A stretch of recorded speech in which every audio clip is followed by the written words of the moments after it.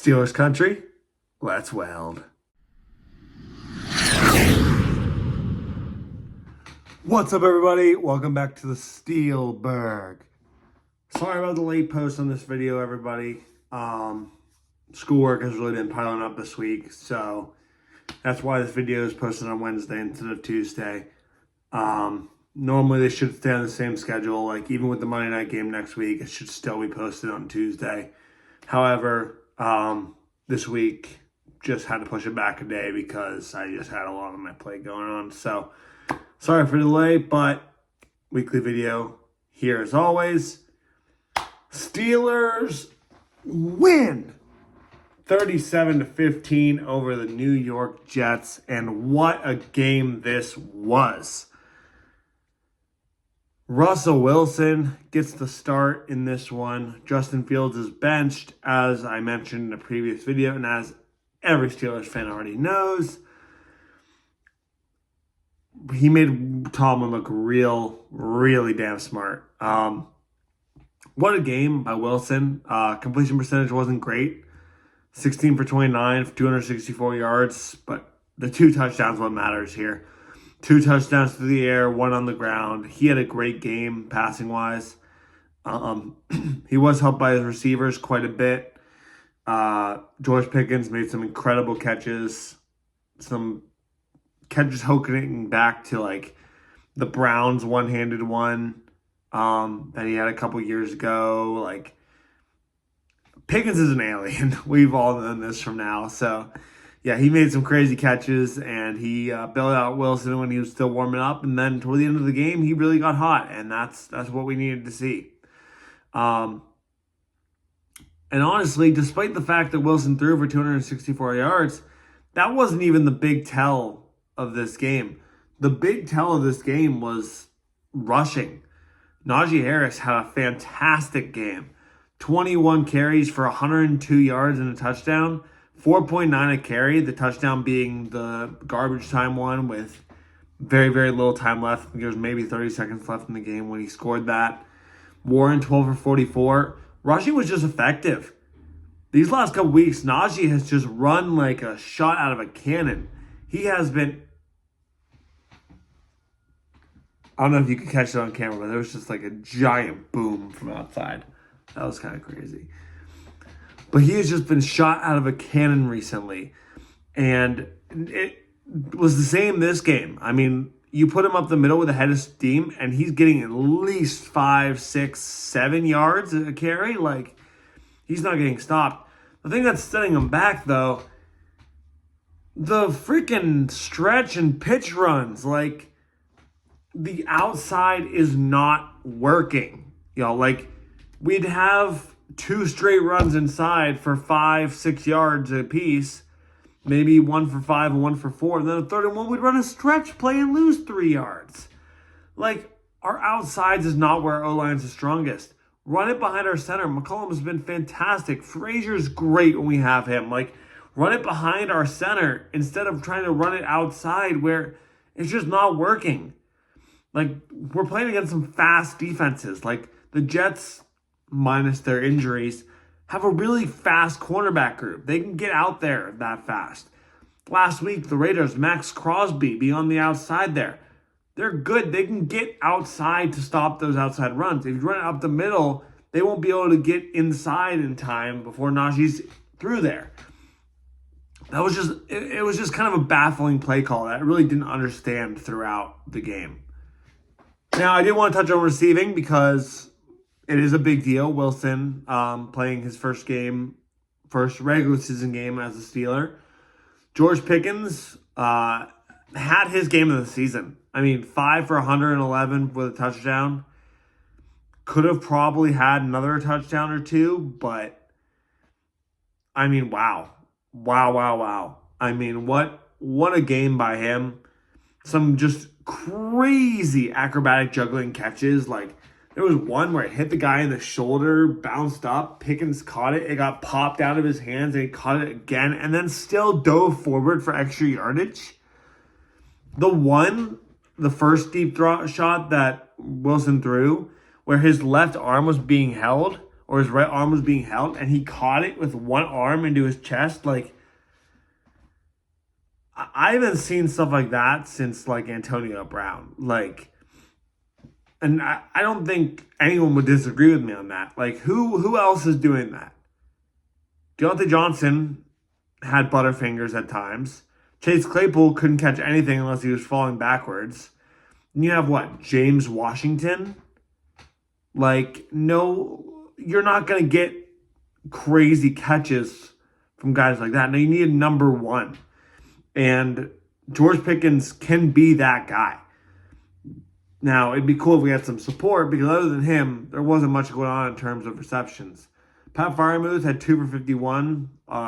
A lot really helped by that one really long ball that he caught with one hand.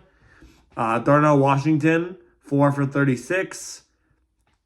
Well, again, a lot coming from 2 of those throws. I think he had 2 receptions for like 12 yards apiece, and then 2 for like 3, if that. Calvin Austin, 1 for 36. 2 for Van Jefferson for 15, 2 for Warren for 15. I think this is the first game of the season that Najee hasn't contributed in the passing game, but he really didn't need to. Every time on the field, we just hand the ball to him, and he would run for a bajillion yards. So, I mean, he had a great game. And then it just carried over with the defense. Like, after that first drive where Rodgers was able to put together a touchdown drive, or I guess it wasn't the first drive. The first drive, I'm looking at a sack from Ogunjobi for that first drive. But other than the drive that where Rodgers was able to come down the field, it was all Pittsburgh. I mean, 2 interceptions, both from Beanie Bishop.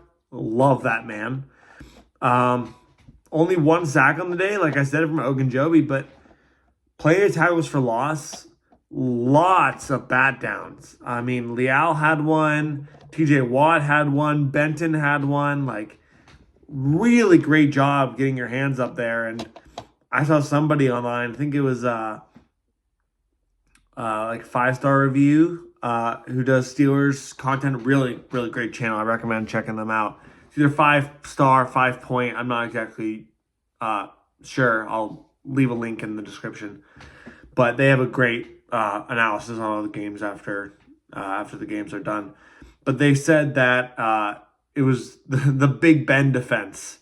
Like, back when Ben was in the final years, he couldn't really run much, and all of his throws were pretty low. So defenses were just told to keep their hands up and knock it down. And it worked against Old Man Rodgers. We got a bunch of deflections. And speaking of getting your hands up, how about that block? Oh, man, I'm not sure who that was. If that was Benton, if that was Loudermilk getting their hand up on that field goal. But, I mean, that's a huge point in the game. That kept that to, at that point, a two-score lead. I think it was 30-15 at the time, but it could have been 23-15 actually, to make it a 4-point game. But either way, got her hand up and continued to hurt Zerline's confidence. Man, 60% of field goals last week, and then 0 for 1 this week. That's brutal. That's a brutal string of events for them. And let's just touch on the Jets while we're on the subject here. And we'll start with special teams. Like I said, Zerline 0 for 1. He had the extra point.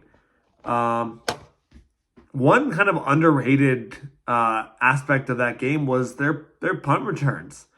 Xavier Gibson, who's normally a really good punt returner. I mean, you remember week 1 of last year against the Bills. He ran the punt in overtime back for a touchdown to end the game for the Jets. He's a good returner. He could not catch worth a damn on Sunday night. He muffed the first 2 kicks. He fumbled the third one. Like, it was bad. They got real lucky. And it's kind of why I don't feel so bad about the stuff later in the game that got lucky against us. Like Garrett Wilson's bounce off the chest right to Beanie Bishop. Because any bounce our way on any of those fumbles could have easily given us the ball in their territory on the first or second drive. Like, we could have been up 3-0 and then gotten the ball back and gone down 20 yards and scored there. Like, if we just got unlucky that both of those fumbles ended up going out of bounds, and one of them was recovered by him. But yeah, special teams wasn't great for the Jets. Back to their offense. Aaron Rodgers, 24 for 39 for 276 yards, 1 touchdown, 2 picks. And pretty mediocre game for a former MVP. The 1 touchdown for Conklin was the only passing touchdown of the day. Breece Hall had 1 on the ground. Pretty slow day for the rushing offense. 12 for 38 for Breece Hall for only 3.2 yards a carry. And that was it. I mean, we really forced them into being one-dimensional. And I think a lot of those 24 completions were in the first half, where Rodgers was throwing the ball. And in the second half, we were really able to shut him down, either by getting our hands up or putting him into the hands of Beanie. I mean, I cannot stress how good that man was on Sunday night. I mean, we shut Rodgers down, and that's quite an accomplishment because, like I said, he is a former MVP quarterback. And yeah, he might not be as good as he once was, but with this receiving core, with Garrett Wilson, Allen Lazard, Devontae Adams, and Mike Williams as your 4 quarterbacks, now compare that to the Steelers' top 4 receivers. George Pickens, Calvin Austin, Van Jefferson. Who else? Exactly, who else? We only have 3. There isn't even another receiver listed on the chart because those are the only 3 receivers who got a catch. Pickens, Austin, and Jefferson. We have tight ends. We have Freiermuth in Washington. But who else is our running? Who's our wide receiver? They have 4 1 or 2 caliber, like first or second string caliber wide receivers with Garrett Wilson, Allen Lazard, Devontae Adams, and Mike Williams. Not to mention they have Tyler Conklin, who's a very, very serviceable tight end. And they have Breece Hall, who caught 6 receptions for 103 yards. So, like, this Jets team is really good on offense. And we were able to hold them to 15 points. That's a win. I mean, your offense doesn't have to put up 37 points to win that game. You just have to be serviceable. And the Steelers absolutely were in this game. And finally, the last thing I want to talk about is just touch a little more on the Russell Wilson situation. Just kind of analyze some of his plays, some of his moves, what I liked, what I didn't like. Because after the game, I was honestly very, very conflicted. I love how the game ended, right? I love that we ended up winning 37-15, obviously. It's always a good day when the Steelers win a game. Always a good day when we're top of the division. Always a good day when we're 5-2. However, I was conflicted because a lot of Wilson's throws did not look great. Especially the one where Pickens caught it 3 times, like I mentioned, it was juggled. It was underthrown. He had Pickens maybe in stride if he lofts it over him more. Pickens is a speedy guy. He can go out and get that. He can reach out those long arms and he could pull that one in. If you could put that like 3 more feet under that ball, that might be a house call for him. Same thing for Freiermuth. Like that ball, now I thought that was one of his better throws. The one of Freiermuth where he stuck out his arm and pulled it in. But I think that throw could be better. Like I think if that's maybe a foot more inside, maybe Freiermuth can catch it like this and run under it a little bit. And then the final one that really kind of stuck out to me was the one in the end zone to Pickens, the little fade. Yes, Pickens went up and completely mossed the defender he was on. It was awesome. He went up, made the catch. Finally, it's what I've been waiting to see. But he had to reach over the defender to pull it off of the defender's shoulders. Like, he had the room to the back of the end zone. If he puts it a little farther, he can just jump up, put his hands up, and catch it. Instead, he has to reach forward to try and catch it from the shoulder of the defender, and it makes it a lot more difficult of a job. So I just think, while yes, these touch passes are good, everyone's talking about touch passes, touch pass this, touch pass that. I think the touch passes that Wilson's throwing are good, but they're not perfect, right? Now, I am going to take back what I said earlier about one of the throws. The deep throw, the first deep ball to George Pickens, the moon ball. I've said for a while that I thought that was underthrown. I'm actually going to rebut myself and disagree. I think that ball is placed as about perfectly as it could have been, right? George Pickens did not have any steps on the defender. The defender was actually deep on him. So if Wilson had put that deep, the only option is for that to be incomplete. I don't think Pickens is going to be able to win in that foot race because the defender has a couple steps deep on him. So where Wilson had to put that ball is short. And where did he put it? Exactly where he had to, where only Pickens could get it. So I actually thought that was a really nice throw. I did think that there were some throws that probably could have been better. I'm hoping that next week with some work with receivers, with some comfort now that he's played a full game, that next week we'll be able to connect more. And hopefully Pickens won't have to do everything. Maybe we can get a deep throw to Calvin Austin. Maybe we can get a deep throw in stride to Freiermuth or Pickens. Like, options like that. Who knows what happens this next week? Maybe by the time we play on Monday night, maybe we have Mike Williams on our team. Maybe we have Cooper Kupp on our team. I don't think it's likely, but these options are there. And I love talking about this after a win because there isn't nearly as much stress as if we were talking about this after a loss. Like, I don't have to nearly worry about, like, is he our quarterback after us losing a game on the Ravens? No, instead we stay even. We're still 5-2. We're still first in the division. We have a 2-game lead on the Bengals and a forever game lead on the Browns because they are 1-5. And there's only 6 other teams in the AFC right now with a winning record, with a record higher than 500. There was 7. Chargers lost last night to the Cardinals. So, yeah, there's only 6 teams in the AFC with a record higher than 500, and that's 4-3 or better, which is awesome. I love that. And, yeah, go Steelers. We'll be playing Monday night. That's all I got for you today. Sorry about the late video again. I'm going to try and get this edited and put out to you as soon as possible. It should be Wednesday. I will try really hard to get the video out next week on Tuesday again. Workload should kind of diminish after this week. I have a big exam on Friday as well as some assignments due on Wednesday. So I'm filming this on Tuesday. Probably won't get it posted until Wednesday. That's a lot of dates I'm throwing in your face. All you need to know is the video is coming to you. But that's all I got for you today.